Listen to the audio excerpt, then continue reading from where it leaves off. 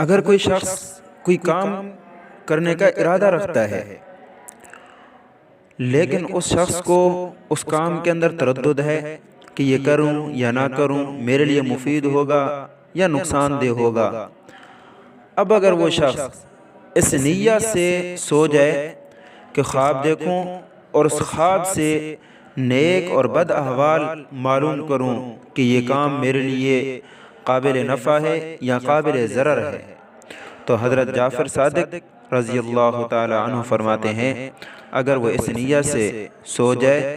تو اگر خواب میں بکری یا بکری کا بچہ یا گائے یا گھوڑا یا ان کی مانند ایسا جانور دیکھے کہ جس کا گوشت کھایا جاتا ہے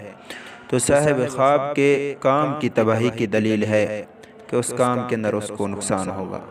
اور اگر صاحب خواب بند دروازہ دیکھے اور پھر اس کے لیے دروازہ کھول دیا جائے یا میٹھا کھانا پائے اور وہ کھا جائے، یہ باتیں صاحب خواب کے لیے بہتری اور نیکی کی دلیل ہیں کہ اس کام کے اندر اس کو فائدہ ہوگا